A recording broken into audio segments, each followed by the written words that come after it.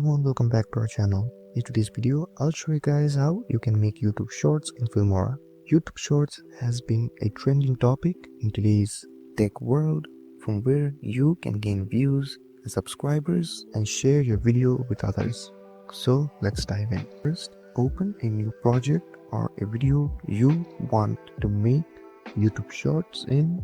For example, I want to make a YouTube Short for this video, and tap on the option called scale, which you will find on the bottom of your screen.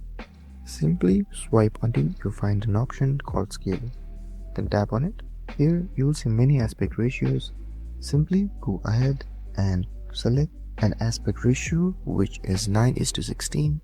This is the default aspect ratio to make YouTube Shorts, and you can continue editing your video, and this is it. Now you guys know how to make YouTube Shorts in Filmora.